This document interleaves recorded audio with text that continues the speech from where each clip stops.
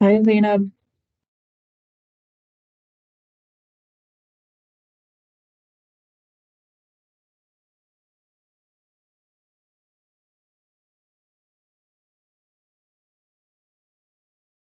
Hi, everyone.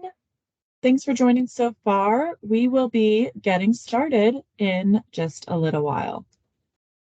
Just to confirm, Jordan, can you hear me okay? All right, I think you are muted, but you should be able to press unmute. Yeah, can you hear me? Yes, absolutely. Okay, I can hear you too. Okay, wonderful.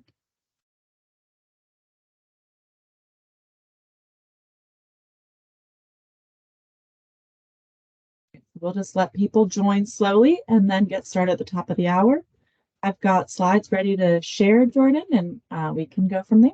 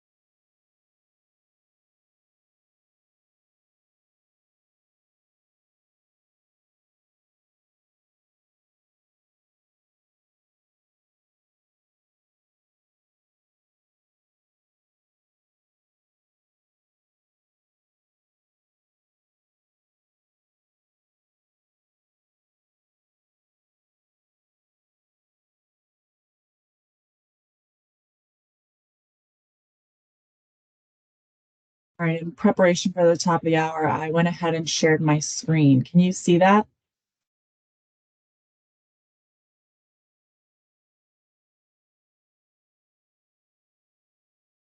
Oh, I can't hear you, Jordan.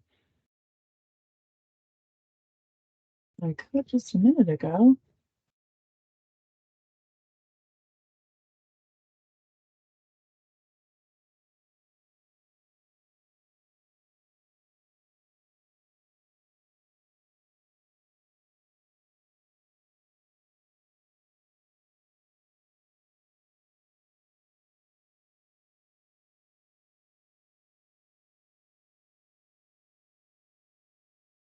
All right.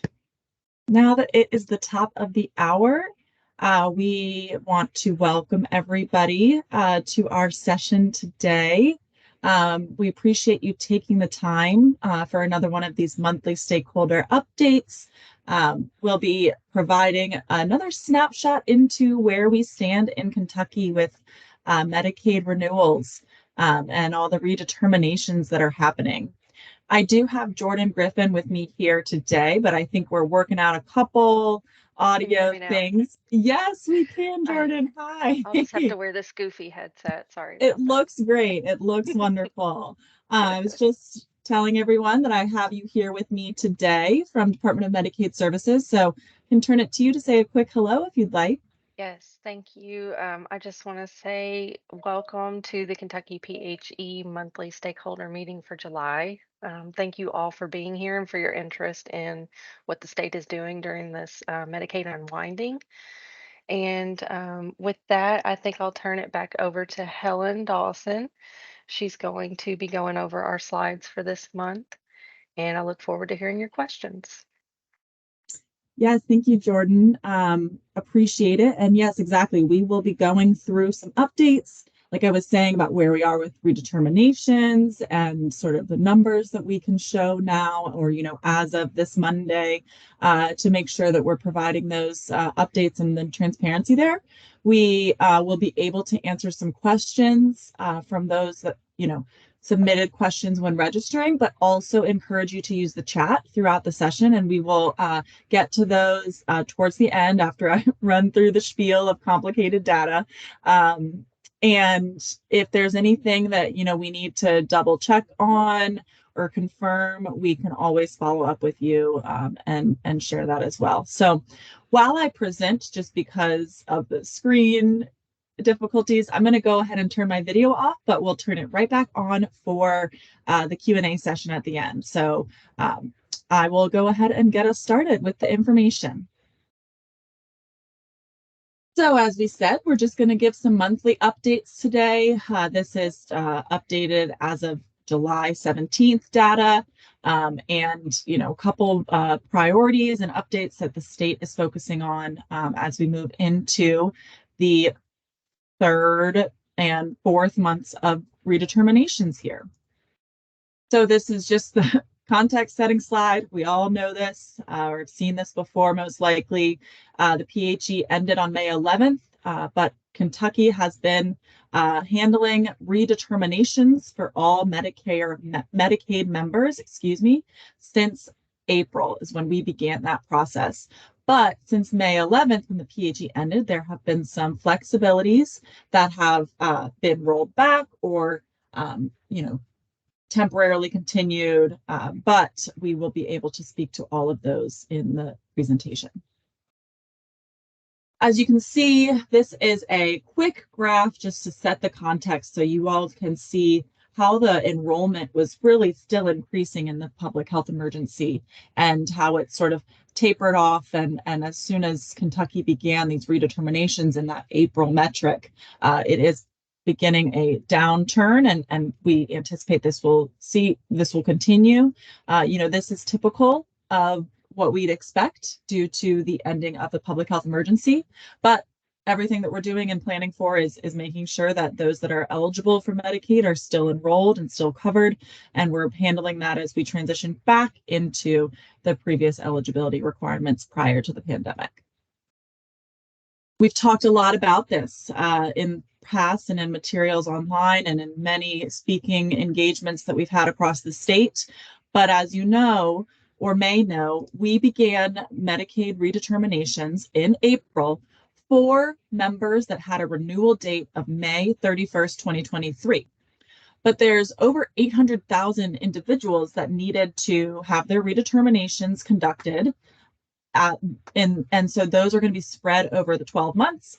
And this is the breakdown of where you're seeing those numbers hit. So you can see some months are lighter, some months are heavier.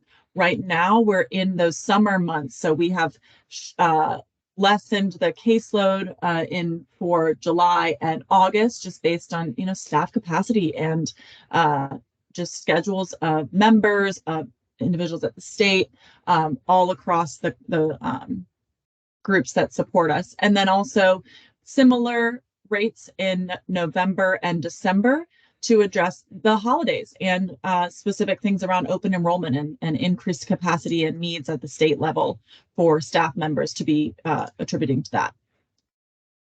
So that's the big picture. Let's dive into kind of where we are with this first cohort of individuals. So these are the almost 74,000 individuals that had their renewal date set to May 31st, 2023. So these individuals have gone through their redetermination month, and we had 40,000, over half of those individuals that were approved to be Medicaid eligible. These approvals happened actively, meaning that they submitted their renewal packet, or passively, meaning the system passively renewed them, confirming that they were eligible for coverage still, or with a couple information pieces requested, they were able to confirm the eligibility of the member. We did have 33,000 members that were terminated.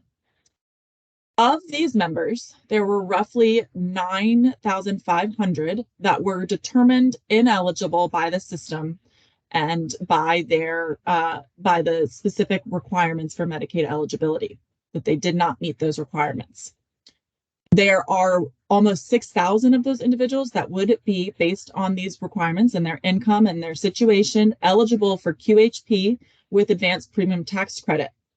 But as you can see, less than 1,000 of those individuals have actually enrolled in a QHP. So this is a priority for us to increase enrollment in QHP coverage to ensure consistent coverage and insurance for individuals in the state. Want to flag this procedural reasons number. It's almost 22,000, which is a large portion of these terminations. These are individuals that we did not hear back from, that we did not get a response. So we understand, and we're seeing across the nation, that individuals that may be healthier or not having dire healthcare needs at this time, or in need of continuous care or provider services, we're seeing a lack of response. And so this has become a major priority of the state of Kentucky, or the Commonwealth of Kentucky, to ensure that we encourage members to respond and to get back to us and provide us information. Because we do not want to have those terminated if they're still eligible, and want to make sure that we're able to continue coverage for those that receive it, and connect them to additional opportunities for coverage if they're eligible for those.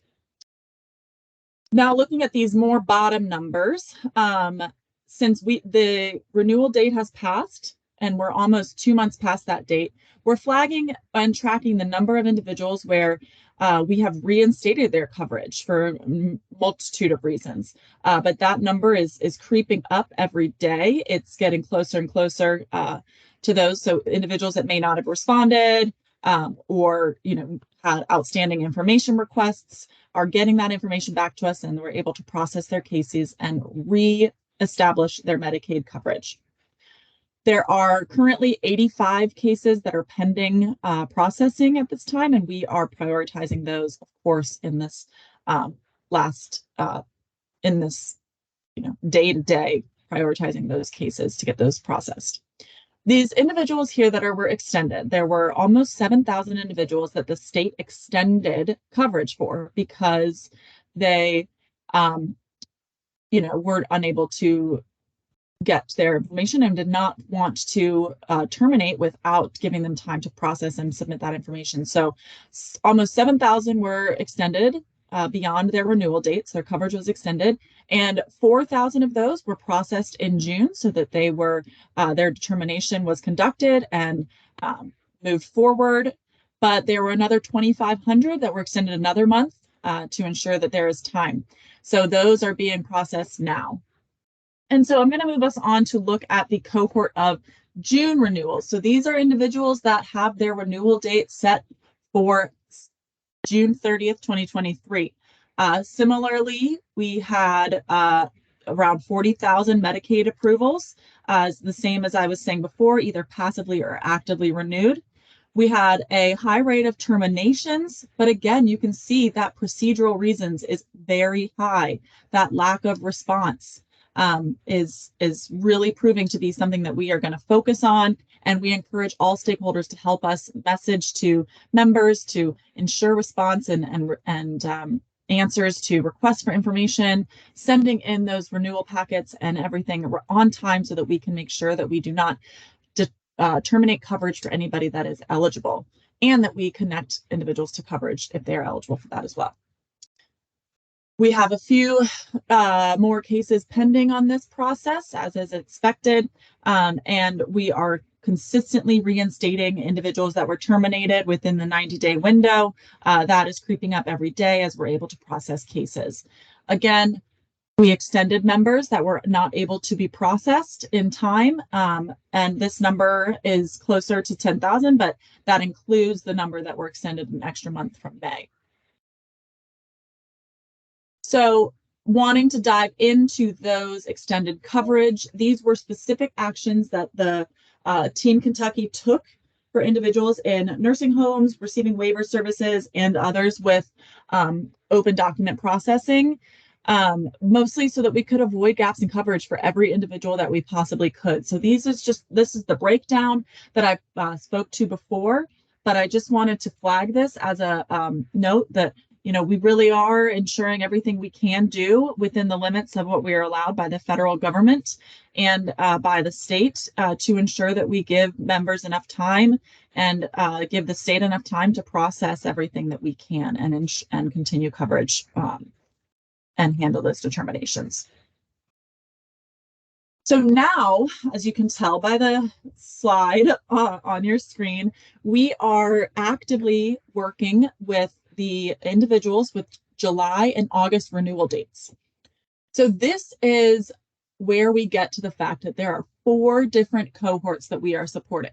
We ran through individuals that had May renewal dates and June renewal dates. And those are individuals that we have, their renewal date is passed, but we are continuing to prioritize those to try to get them reinstated in coverage if they respond back to us after their date, or extending them to ensure we have time to process. For July and August renewals, these are actively occurring as well. July cohort has their determination date due at the end of July, and the August ones, as you know, end of August. So we have done the work in July, and we're seeing similar rates of a lot of these cases are going to be passively renewed. Of that 38,000, 60% of those were automatically continued, which is a great number, and we're seeing these increase as we go month to month. And of the active cases, they will be sent renewal packets to be completed and sent back in. We are tracking the renewals that are completed weekly and updating the data snapshot online so you can see these numbers as they grow week over week. In August, these renewals were triggered at the beginning of July. So we are there's been less time that we've been processing these. So that's why you see a little bit lower active renewals completed for this August cohort. But you do see there's a very high rate of 69% of passive cases that were automatically continued. So of that 35,000-ish passive cases that were for this cohort, a large percentage of them will continue and were passively done by the system. We are actively working to make sure that either anybody with active requests for information out or renewal packets out are submitting those and returning those and making sure that they know that we need to hear from them to continue their coverage. But that's just a snapshot of where they are. And this kind of shows that outreach. There have been numerous active renewal notices mailed, meaning they received a renewal packet. There have been numerous RFIs mailed, meaning individuals that we just need a little more information to confirm their case details have been mailed out. And then we're continuously sending email messages to remind them of renewals, remind them of responding to renewals and their need to submit information. So we are tracking this. We're also conducting numerous outbound calls and receiving calls. We have a specific renewal queue that we've received numerous calls to, and we're tracking those numbers daily. And a large portion of those calls were provided specific information about renewals, or were able to complete the renewal on the phone with the agent that they reached. So as we move into this, almost we're now towards a third of the cohort, a third of the total group of Medicare members that need to be renewed over the 12 months because we're in the fourth month. We are updating our priorities and making sure that we are adjusting to what we're seeing in the numbers, what we're seeing on the ground, what our community partners are telling us. And what we're really focusing on in this current time is nursing facility residents and waiver recipients, and making sure that we've got their continued coverage so that there's no gap in services that could really impact health. We are also making sure that we're following up on non-response cases and trying to get the message out there that we need members to act and respond back to us and give us information that's requested so that we can process cases accordingly. And we are continuously doing ongoing messaging and communications. At this point, I will say we are very grateful to all of our stakeholders that are helping with these messages and these communications and the follow-up that's necessary, and encourage anybody on this call, if there are wishes among those participants to, learn more about what we're doing or share information with their audiences, please feel free to reach out to us. We are more than happy to broaden the range of community organizations and partners that are working with us to try to get members aware of what's going on and what they may need to do. One specific thing I'll flag also on this slide is that for children, the population of interest that we are focusing in on them, due to federal requirements, there are a few different specific aspects for children's redeterminations that we are maintaining compliance with. That there's specific requirements to continue coverage for those children, and so we are specifically focused on that audience as well.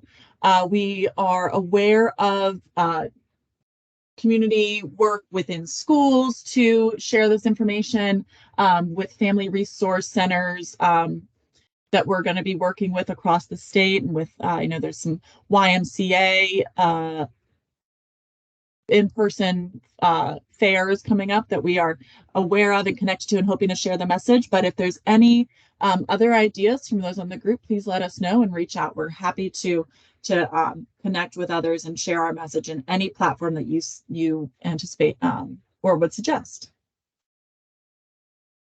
So then what's the message that we need to be saying? I keep saying over and over and over again on this call that we need messages to respond. We need members to respond. But what does that really mean? So what that means is that we need members to, if they receive a form, to complete and return it. That form may be a renewal packet or a request for information. And so filling in all the information on those forms is necessary, and to get it back within the time frame of their specific renewal. This can also be done in the self-service portal on Connect. You're able to review benefits and upload request information here. You're able to complete and upload documents here. And there are connectors and insurance agents that can help with this process as well. And those can be reached at the numbers on this third row for calling Connect. And then also for the Department for Community-Based Services, they have a line as well that can support and help members through their redetermination. If phone calls aren't where you'd like to spend your time, there are offices for connectors or agents and DCBS offices that have visiting or have open hours that you can visit to find a connector or a DCBS representative to help you. The links at the bottom of the screen are where you can find one that's maybe closest to you in your local area. And as always, these slides will be shared on the website so that you can access these after this session. There's a couple ways that we've created or put in place that specifically allow providers and connectors to be able to support their patients through these renewals. On KY HealthNet, if you're familiar with that, there is a place where you can find your patient's renewal date. So if you see that flagged in the KY HealthNet, you can make sure that they're aware of it. Ask if they've updated their contact information with you or in Connect. And if you have updated contact information from them, you can put it into Connect as a provider as well. So that's really what we're encouraging providers to leverage, is this KY HealthNet information and to work with their patients. when they see them for visits, these would be to make sure that their information is up to date in Connect, so that we can reach them. Remind them that they may be receiving notices from Kentucky Medicaid. Kentucky Medicaid will contact them when it's their time to review. So if they haven't received anything, they might not, be up for their renewal yet. But it is important for them to be on the lookout for that information. And then if the renewal date is coming up, it's very helpful if providers and connectors are making sure that individuals are aware of this and understand that they need to respond and act. For specific facilities, there is a report available in Clocks.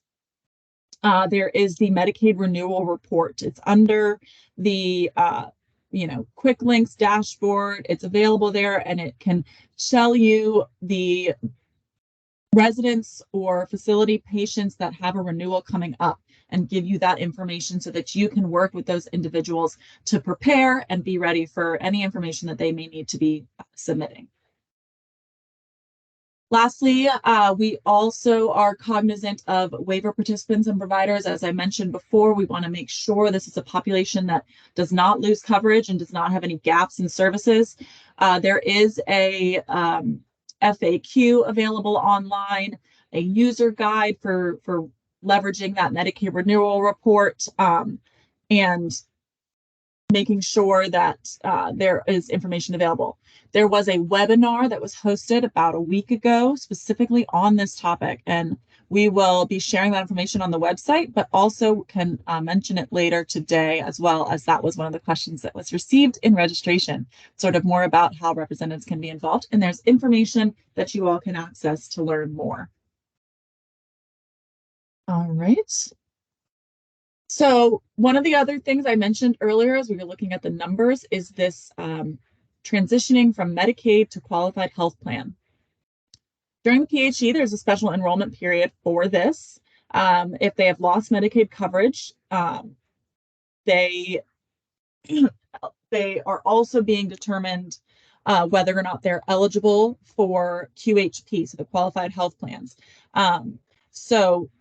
But even if they're eligible, that doesn't necessarily mean that the system can actively transition them. They need to select their plan and enroll in the plan that they choose within the appropriate time.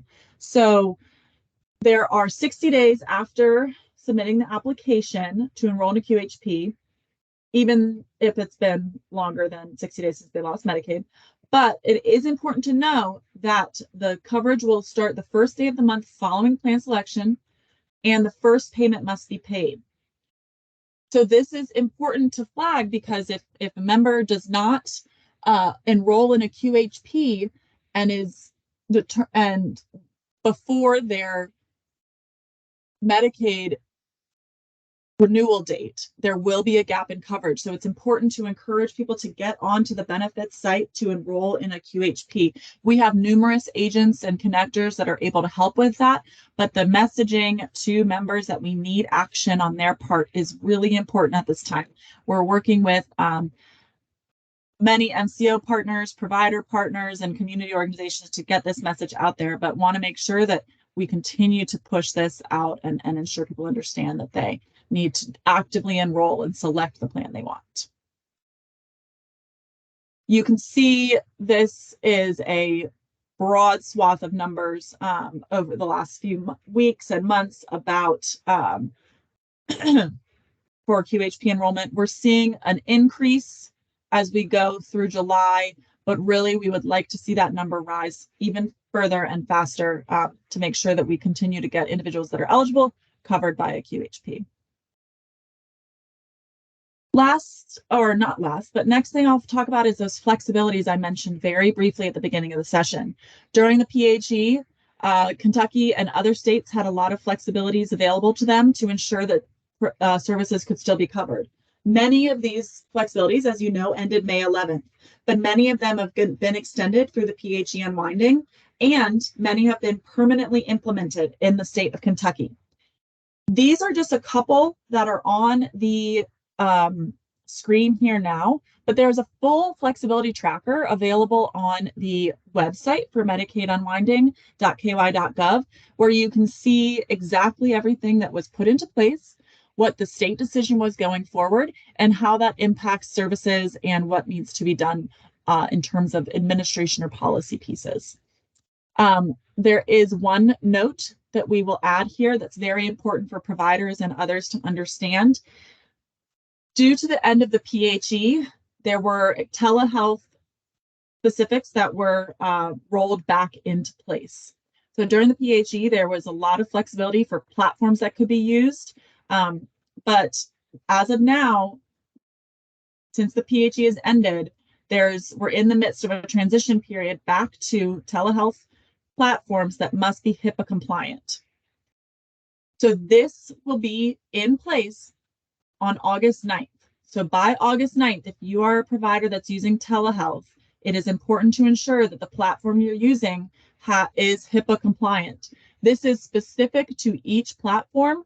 There are ways to go about it, but there's multiple resources about this online from CMS about how to ensure that you have a HIPAA compliant platform. We have links to those pieces of information on the website as well, and happy to share further information offline if needed. I keep mentioning this PHE website, so I wanted to just flag it for you right here. And actually, I'm going to go ahead and bring it up on screen so you can see the live site. We have created this website, which is https://medicaidunwinding.ky.gov that houses information about the PHE emergency unwinding in Kentucky. So really, it's showing information, quick steps to ensure that yourself or your family member or patients that you work with have continued coverage in a 1, 2, 3, 4 process. And then if they're no longer eligible, what they can do. This site also includes all of our stakeholder sessions that we've held and recordings and slides from those, an FAQ document that we're regularly updating. It continuously has the information for the next meeting's registration link, as well as other provider or waiver sessions that we've held, the recordings for those with our sister agencies. We are updating the plans and reports available online, including the data snapshot that I mentioned earlier. This is updated weekly and put back on the site, so you can see how numbers are progressing week over week. And here we have different audiences for information. You know, you can click into each of these and it will take you to a specific blurb for your audience information. But I want to just flag for now, right now, that you can jump to communication materials, which brings you just down the page. And these are materials that we've created and encourage anybody to access, to share with patients. We are continuously creating more and more resources and updating these as information evolves. We are open to suggestions for any other information that may be helpful, but just wanted to flag that for now.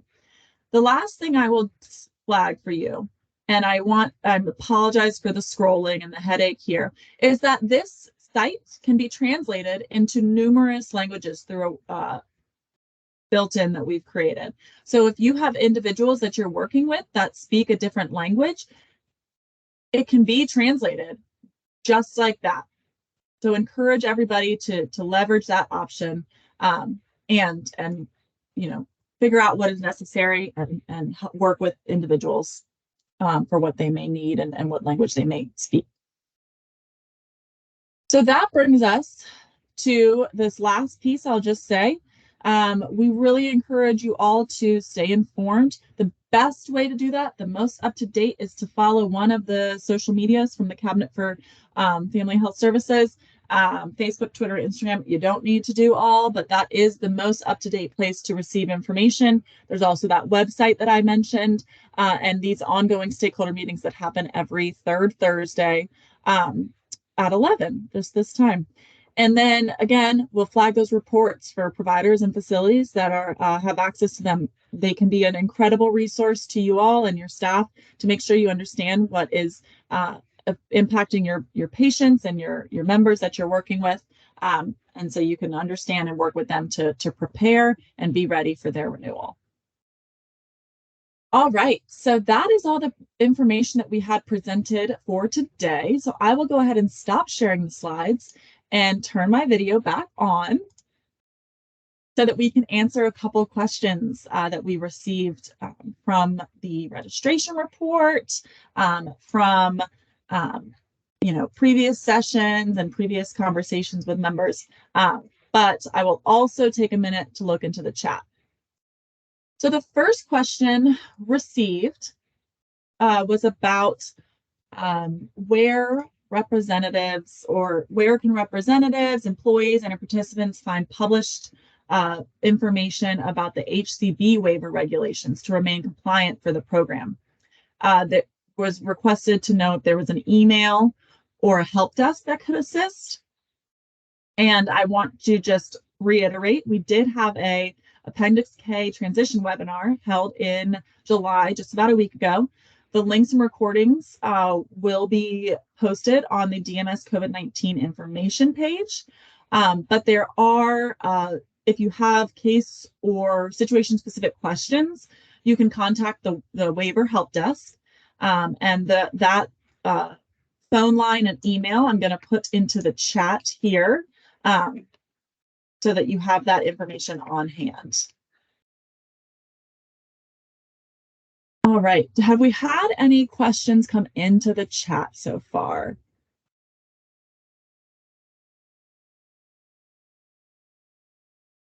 So the question here is there going to be a meeting that is specific to Medicaid waiver recipients? So I actually believe, from my perspective, that we have held this session, and specific to the waivers, they're on a bit of a different timeline. So those flexibilities are evolving, and we have a little bit additional time in the 6-month window until November to continue those flexibilities as allowed by the federal government. So we will, I imagine, be hosting additional stakeholder meetings similar to the Appendix K meeting that was just held. And we have the waiver recipients are a focus area and priority for our entire team at DMS. But at this time, I don't have a date for another webinar. Jordan, is there anything you would add to how to get more information about specific Medicaid information? And while you are answering, I will put in the link to that webinar. Yes, so I would say that the best way to keep up to date on anything to do with DMS and unwinding would be to check our socials. But specific waiver meetings, I would just reach out to the waiver help desk that was put into the chat, or the Medicaid public comment at ky.gov, and we can definitely get that to the right people to answer that question. Absolutely. Thank you. So it looks like Dave Carper has a question about the best route to take to be reinstated or have Medicaid coverage continued after being terminated. It looks like the case that he mentioned is that there's an individual that did not require redetermination, and it shows this in his records as not required, yet his Medicaid terminated after 5 years. I think, Dave, at this point, we would encourage you to reach out to us with specifics of this case so that we can escalate it. This does not seem like something that the system should have done. So we want to make sure that everything is in working order and can get this individual connected to Medicaid yet again. Jordan, would you have any specific directions on connectors or agents to work with? Yes, so in this situation, I'm not going to try to make assumptions, but it sounds like this individual had a type of assistance that did not require redetermination. And at the point where we try to passively renew, it couldn't be completed. And so that's a hard termination. And then they would need to reapply. You can reach out to connectors. You can reach out to DCBS. You can have him reapply on our Connect website. There's several different ways to apply. For specific eligibility questions, I'm going to put our eligibility inbox in the chat. Any kind of specific eligibility related questions can be sent there. And we will definitely take a look and get back to you with an answer.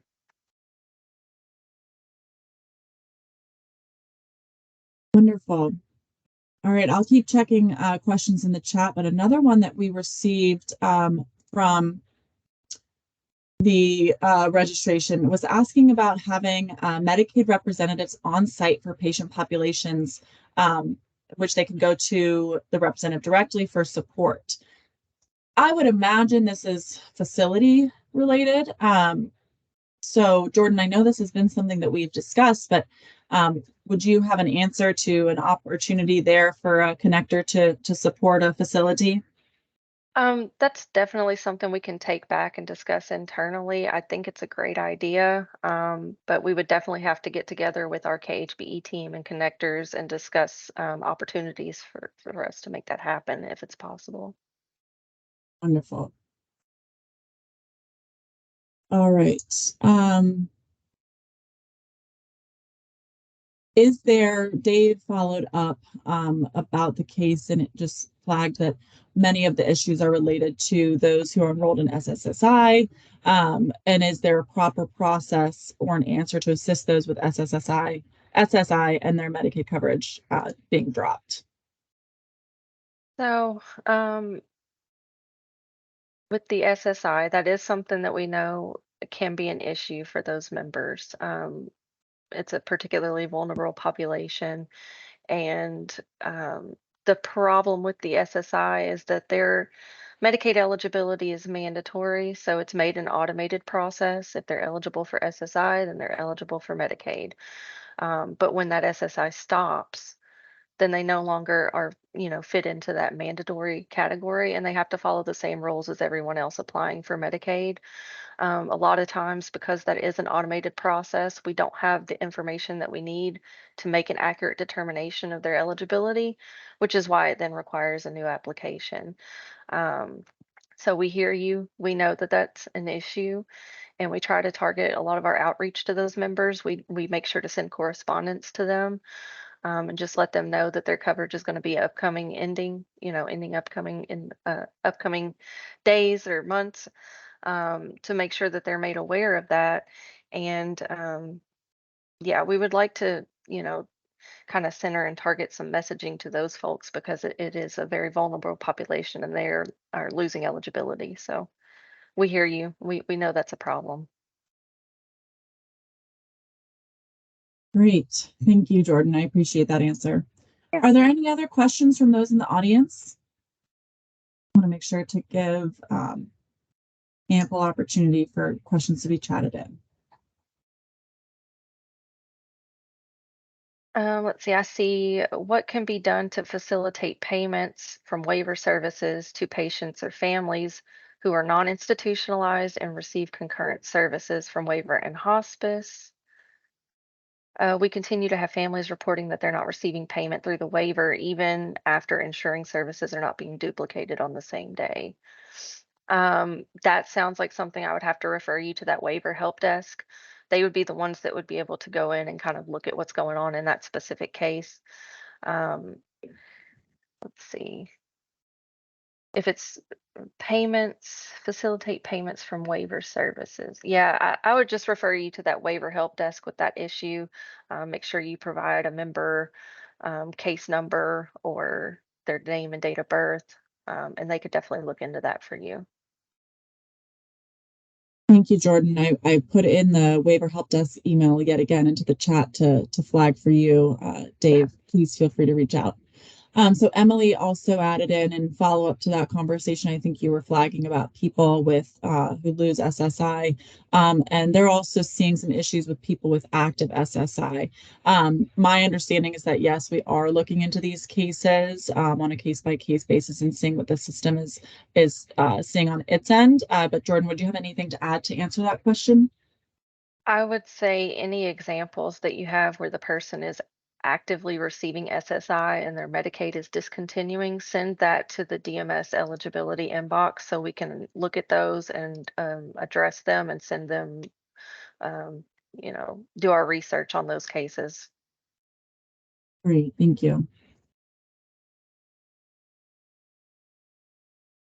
All right. Can you clarify when someone with active SSI needs to complete the renewal packet? That shouldn't be the case. If they're receiving active SSI, they should not be going through a renewal. Their Medicaid is um, active as long as their SSI is active. That's typically how it's supposed to go. So again, if you're seeing cases where active SSI member is having to complete a renewal packet and they were receiving SSI Medicaid, let us know, please. Yeah. And then the question came in from Dave about whether there would ever be a way for hospice to be exempt from redeterminations, as patients cannot go into the office and sit for a review, and their caregivers do not want to spend hours to complete this either way. So, are there options there or answers for Dave's question? I think that there might be um, clarifications that a lot of this can be done online. Documents can be submitted online and with the support of connectors and DCBS agents as well. But Jordan, did you have Correct. anything? Yeah, so those are good options. I know this population may not be very familiar with the online application process. They can always reach out to a connector. The member or an authorized representative could complete their own application with a connector. They could contact DCBS and complete applications with them, um, or redeterminations. Um, as of right now, there's no talk of making these individuals exempt from redeterminations because they fall under they're not in a mandatory category of assistance, so they have to be determined eligible based on their technical and financial circumstances. Um, yeah, that would be the answer there. Wonderful, thank you. Mhm. So I haven't seen any questions come in, and I think through our answers, we have touched on many of the questions received via the registration. Um, just want to reiterate that we appreciate you all attending today, and encourage anyone on the phone to reach out to us with communication opportunities for options or things we could do to reach members more and support them through these processes. Encourage everyone to leverage the Medicaid unwinding site, which I am typing into the chat now.